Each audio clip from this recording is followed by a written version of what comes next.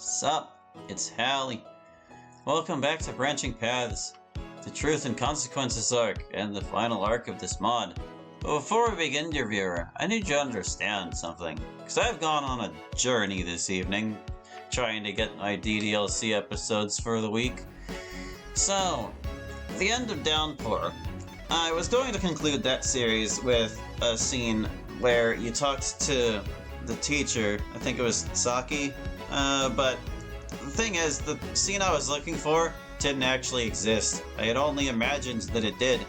What I was thinking of was whenever we had walked in on her and she was like smoking at the window, I had mistakenly believed there was a choice to be had there, and there totally wasn't. So yeah, that series is done for. But that was before I wasted a bunch of time trying to find that scene again. So then I tried to move on to Our Hearts United, which was next to my queue, but when I started that mod up and got to the title screen, there were no options. All these little buttons that let you do literally anything, they were just plain gone. So I reached out to the developer, and I haven't heard back from them yet, and it hasn't exactly been a long time, but I can't really move forward with that mod because it's literally impossible. So I was like, okay, well, I'll move on to the next mod in my queue, and that was the Undercurrents update demo thing. But when I was looking at that post, it said that they were planning to make a substantial update in February, and it is currently the start of February. And I was like, well, if they're on track to make that, I might as well just wait till that's done. So I was like, okay, you know, we're going to skip all that other stuff, even after it took like a long time downloading them, because goodness, these mods are large. Then I moved on to this mod that I know is done, Branching Paths. But you know what? Whenever I loaded it up, it turned out all my save data was gone.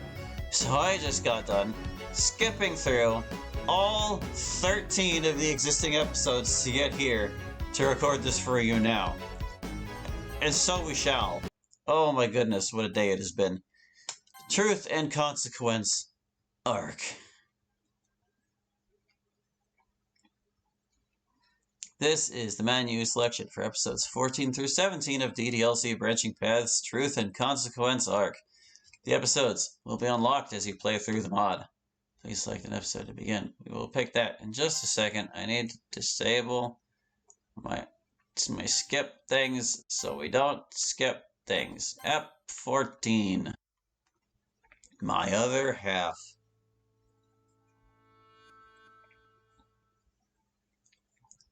Sam waits for a few moments before hearing the knob turn. Michael emerges from the other side, doing a double take with his eyes upon seeing who it is. Sam, what are you doing here? And are you okay? You look sick. Oh, I'm fine, Michael. But I need to talk to you about something important. May I come in? Yeah, sure, right this way. Michael gestures for Sam to come in as he shuts the door behind her. Michael and Sam sit in silence in the empty kitchen, staring at each other awkwardly. Sam stares down at the table, lost in thought as Michael looks on at her with a puzzled look. As the light begins to shine through his kitchen window to where Sam is sitting, he notices how much paler Sam has become. Jesus, what's going on with her? I avoid making it too obvious that I've noticed her skin is now a ghostly white, though she seems to be off in her own world right now. After several minutes of uncomfortable silence, Michael cracks a dry laugh. And you know, if you told me you were coming over, I would have tidied the place up and made you something. Oh, it's no problem. Honestly, your place looks just as nice as I remember it. That's good to hear. So, what's on your mind? I wasn't expecting you to drop by like this, especially without Sayori. Well, I was hoping to ask you something. I'm just trying to put it into words. Michael's heart skips a beat. Ask me something. What could she possibly want to ask me? My mind begins to race with possibilities. Did something happen at school? Does she want to hang out with me one-on-one? Ah, come on. I'm just overthinking things. Am I, though? Well, not much of a point in stressing out about it until she finally asks away. I spent the next few minutes waiting in silence, doing my best to be respectful to Sam as she brings herself to finally speak her mind. Jeez, it took her entire minutes. I end up zoning off into space before her voice recalls my attention. Okay. Hmm? I snap my neck up to look at her, my eyes meeting hers. You don't actually need the apostrophe when it's hers. Alright, here it goes. So, I feel like I already know what you're going to say, but I still think you need to hear it from me. okay. When you, me, and Sayori went to the park that day, do you remember when we finally reached to the high point? Yeah, what about it? Oh, that talk you guys gave me. About living life to the fullest and making the choices I wanted to make for myself. Well, that caused a stir in me. Other than Sayori and my parents, very few people over the course of my life have given me such strong encouragement. You're truly special and you mean a lot to me. I can't help but crack a smile. Well, thank you, Sam. I'm happy to hear that. Sam nods as she continues on. All my life.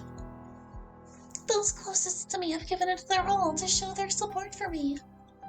To prove that they are there for me, that they love me. And I'm grateful for that. But it all got me thinking. I really haven't done anything to deserve it. I never asked to be supported like this.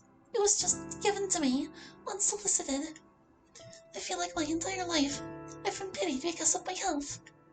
That a poor, small, frail girl like me who isn't long for this world, and as right as they may be, I've finally decided what I can do with my life, with the condition I'm in.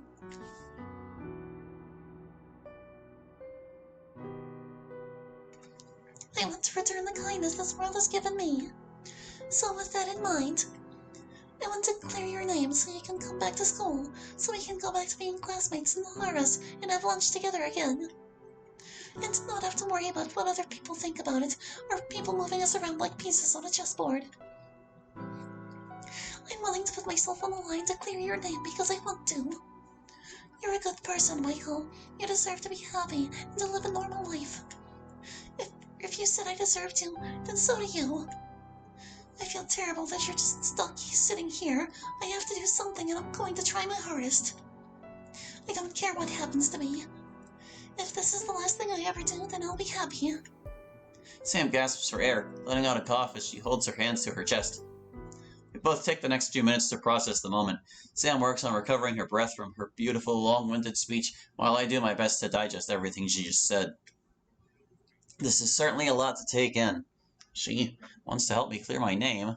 How? And what's with her condition?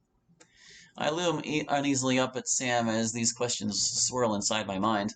I let out a long sigh. Sam, I'm touched by what you said.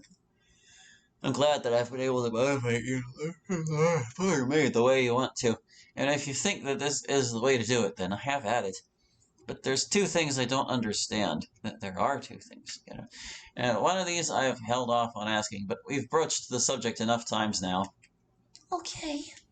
Well, for one, as much as I have reservations about you putting yourself in the line of Kai's fire like this, how exactly are you going to clear my name? Charlotte was the only one that apparently got any kind of evidence on Kai, and he got rid of her. I mean, you were there. You know what he did to her. So how are you going to accomplish that when you're in his sights? Sam lets out a sigh as she prances her fingers on the table. I'm still working on a plan. It's all really going to depend on if I have anyone helping me or if I have to do it all alone. Sayori did say she'd be willing to try to help. She's going to see if she can get some of her friends involved, but she didn't make any promises. In the meantime, I did get the chance to talk to Randy. Randy? Kai's big-ass bodyguard? Yeah, him. Well, what did he say? Essentially, I don't think he's as loyal to Kai as he seems. I think he regrets being involved with what they did to Charlotte. And to tell you the truth, I passed out yesterday talking to him.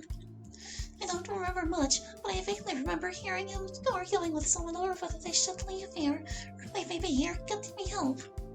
And Randy thought that they got me help. I sink back in my seat. Well, that explains why she's paler. Good on him, I guess, but that's not a whole lot to go on. I guess he has a moral compass, but that's about it. That's what I'm partially banking on. Kai has some very loose moral standards, while Randy seems to have some sort of ethics. If Kai continues to act this way, there might be a chance for Randy flips on Kai. Pinning our hopes of ending this nightmare on Randy flipping on Kai because he finally had enough of the scrap seems like a bit much to hope for. But I can't think of any better ideas. Yeah, I'm still working out a plan. Wish I could help, but I'm stuck here. I know. So, what was the other thing you wanted to bring up? Well, what you just said earlier about Randy turned out to be a nice segue for that conversation. That is not how you spell segue. It's say-u-e. Sam, I gotta ask, and I'm only asking this because I'm worried about you and your well-being, so don't take this the wrong way, please. But what's really going on with you? With your health, I mean. Since we started talking, you're 2 shades paler. You've alluded to me several times that you have something going on with your health. I just want to know if you're okay, that's all. And if you don't want to tell me, or you can't tell me, then I can respect that. It's just, I've come to care about you, Alet, and there's times that I worry about how you're doing. There are times. I just need to know that you're okay. Sam looks out my window for a full 30 seconds before drawing a deep breath. She slowly turns to me, a look of defeat on her face. Pain is in her eyes as she begins to shake in her seat. Sam tries multiple times to start her sentence, only to cut herself off shortly thereafter. Sam takes another shaky breath as she stops trying to speak. Instead, she stares at Michael as the memories of her life begin to rush back to her. For so long, I've worked hard to create this illusion that I'm this shy and quiet girl that's not worth paying attention to. For the longest time, I've tried to keep my head down and not draw attention to myself. I just wanted to be left alone, because I knew that I was never going to be around for very long. It was never my fault. It's just that I was born this way. So I made the choice early on in my life that I wasn't going to burden other people with my problems. I didn't want them to be sad for when it was finally time for me to go. I've already seen the effect that I've had on my parents, how much money they spent on me. I couldn't bear putting that on anyone else either. It's the wrong sense of bear, it's supposed to be A-A-R. I forced myself to live in social isolation. I tried to become a cold, unfeeling person. Nothing that anybody ever did or said to me had any effect on me whatsoever. Because I already knew my fate. When Siri came into my life, she showed me that there was more to life than the one I was living would be Dan. Somewhat against my will, she showed me what it meant to have a true friend, my dearest friend. She actually made my life enjoyable for me. She gave me something to look forward to any time I was between hospital visits and resting at home. Siri was there for me in more ways than she realizes. If she wasn't, I think I would have given up on living a long time ago. My life was just darkness and despair, but she added some color to it when she came. Then you added detail, a whole lot of detail to it. Because of you, I finally see how wrong I was to hide myself away from the world, from living life. All because I know what's going to happen to me. I've tried to only show the side of me that I wanted everyone to know me as. Everything else I've hidden behind this curtain. I've hidden it all for too long now. I'm not going to hide behind it anymore from you. I have cancer. Leukemia, to be specific. What? She has... what? My ears begin to ring as my vision turns hazy. Her words replay in my head 100 times a second. No. No! There's no way. Her? Someone like her has cancer? I let out a shaky breath as my eyes lock onto Sam's. I tried to call her out as if it were some big lie or joke, but the look on her face is all I need for confirmation. I feel sick. Sam looks away, wiping a tear that had managed to work its way down to her cheek. It is way. Without thinking, I get out of my seat and embrace Sam. Even though I was expecting her to cry out to stop or to push me away, she reciprocates, clinging to me tightly. I'm sorry. You had to find out this way. I was hoping I could have picked the time and place. No, you did. This was the time and place for this. I say, doing my best to fight back my own tears, though I end up doing a lousy job at it, as several of my own tears fall to the floor. We spend the next several minutes embracing each other in silence, with our sobs being the only thing audible in the household. After some time, we broke off our embrace and sat back down in our seats. Our emotions are still very much raw from Sam's bombshell. So, now you know my secret. Only you and Sayori know the truth about my condition, besides my family and teachers, of course. Well, rest assured that's something I'll take to my grave. Thank you. Though I'm sure that truth will slip out sooner or later now that I think about it. I mean, do I really look that terrible? She says, feigning a half-hearted smile. Never better, Oh, Sam says with a slight giggle. it's odd. I feel liberated that I finally told you. What do you mean? Well, truth to be told, I've been wanting to tell you for a while, but like I said, I was hoping it could be at a later date. Preferably after all this drama was settled. I understand. I'm sure it must have been hard for you to tell me. It was just as hard to tell Sayori. But she understood why I waited so long to tell her. So she's only known recently? Since the 8th grade. How long have you had it for? Well, really my entire life. I was born with several genetic defects and a very weak immune system, so my body never really grew correctly. The fact that I've survived to adolescence is nothing short of the amazing care I've received from my doctors. But nobody expects me to live to adulthood. Reaching 20 would probably be some kind of world record. So, 2 more years left then. Sam shrugs her shoulders. My parents were first told I wouldn't live past the age of 5. Then it was 7, then 10, then 16, now it's 20. I've beaten the odds many times now, but chemotherapy really stunts your growth. Would you be surprised if I told you this wasn't my real hair? Sam says, twirling a strand of it in her fingers. It's a shame. I used to have hair just like this as a kid. About this length and color, too. I never really cared to grow it out long like some of the other girls. Got a bunch of comments from them about it back in elementary school. But it's not like they knew. Doesn't make it right that they did, though. Well, it's in the past now. My point is, I know I'm short on time. I'm having stronger reactions to the drugs I've been taking, the procedures I've endured, all in the name of trying to prolong my life. There's no cure for my illness, Michael. You and everyone else will outlive me. So with that being said, let me try to help you achieve your peace and quiet that you deserve so much. And I'll be a part of it as long as I can. Sam says as another tear drips down her cheek. I dab my own eyes with my sleeve.